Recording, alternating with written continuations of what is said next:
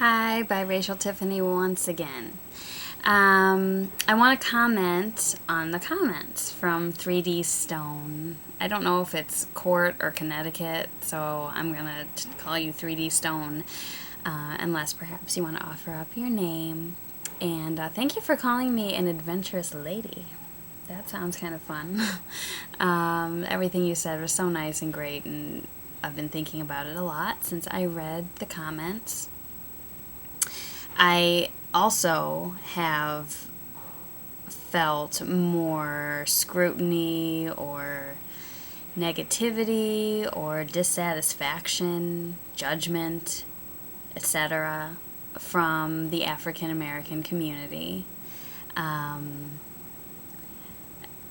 think it's easy for me to say that maybe I feel more comfortable in all white settings because that's generally how every day of my life was at school anyway, and at home sometimes when I was with my dad or that side of my family.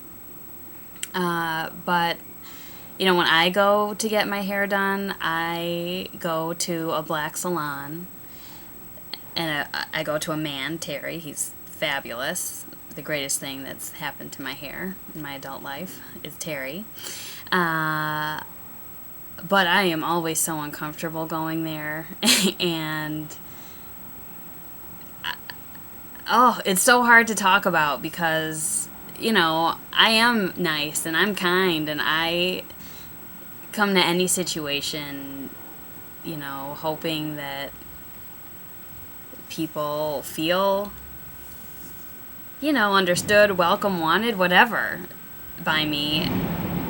And I know for sure that I'm not understood or necessarily welcome, except because I'm paying Terry, so I get to be at this place.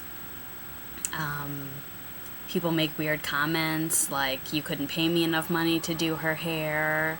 People have, looked at my hair and fallen out of their chair and said, "Oh my God, did you see that?" And these people are sitting right across from me, and it's so strange. Like, do you think my hair is so long that I can't hear or see you? And why are you acting like that anyway? And why does it matter? And I get why it matters, and I kind of get why people have that response, especially African American women. So much glory is given to hair and long hair and beautiful hair, and I really can't imagine having the struggle with wanting hair that I don't have. And actually, I'm sitting here today and my hair's not even that long. I think it was December 13th that I had about 7 or 8 inches of my hair cut off. Not because I wanted to. I actually, myself, really like long hair. But there was a little fire a while ago, and my hair wasn't quite healthy and even anymore. Only a fire of hair, not a house fire, nothing. I just, candle, got too close, whoosh. It was crazy, and it was traumatic, actually, and I didn't really deal with it till a year and a half later when I finally went to Terry again. I got up the courage to, see what the actual damage to my hair was, and he had to cut a lot of it off, and I was horrified. I mean, I was, sick to my stomach, and it still upsets me. But it's growing back, and whatever, it's still long, and it's beautiful, and who cares? But it really did teach me something, because, man, if I felt like that with still, long, beautiful hair, and I felt insecure, and, I mean, maybe it's just because it was my hair, and I had long hair for, really, really long hair for so long. I mean, it was, down to my butt practically, and I just took it for granted and never even thought that my hair was that long. Actually, I probably wished it was longer, and now I realize I had the hair that I wanted all along. So that's some of my hair experience.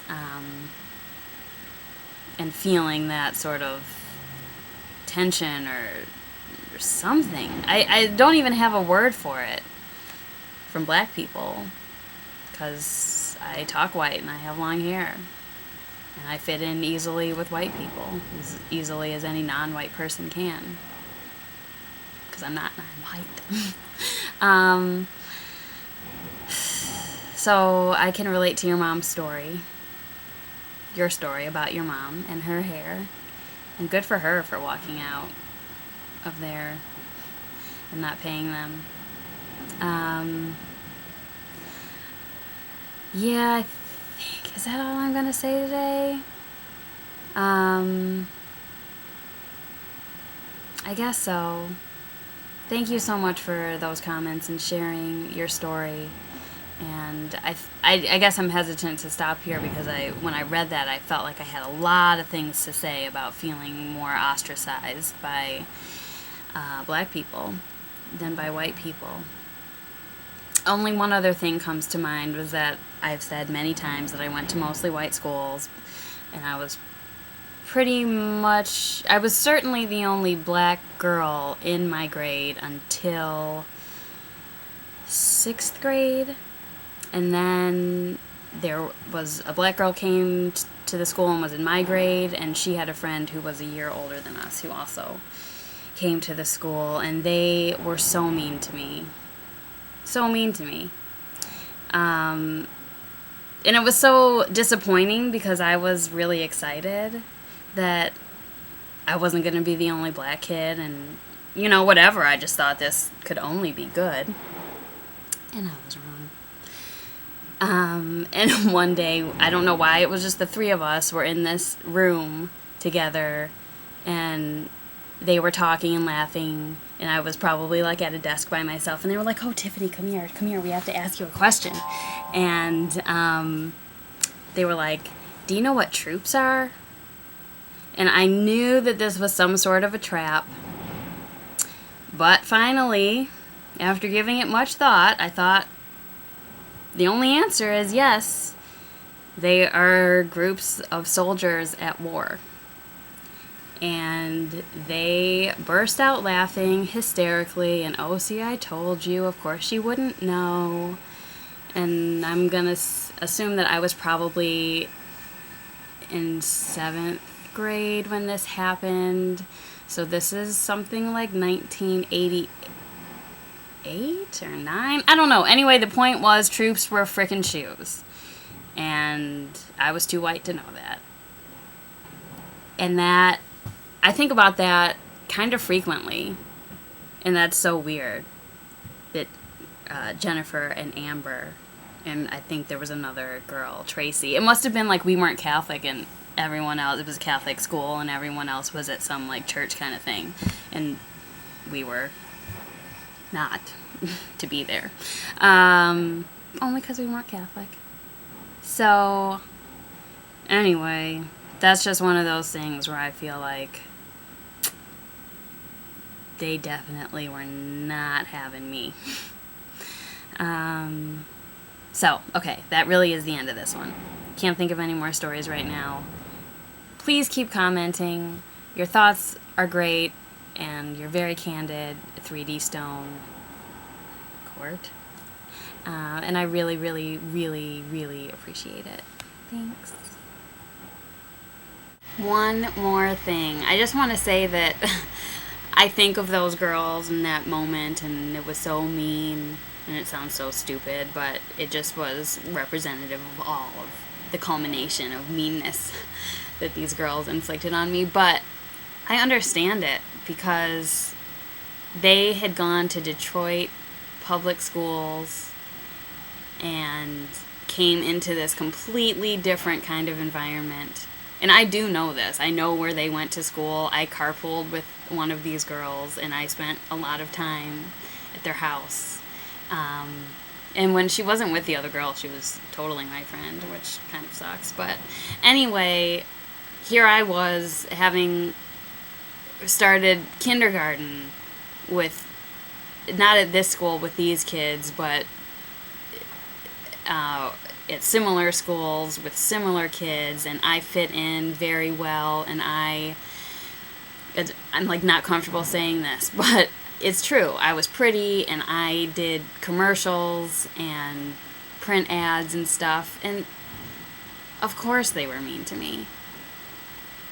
So I just wanted to say that. I didn't want to say like, oh, these girls were such jerks and they were so mean. They were just kids, and they were insecure and in completely new surroundings.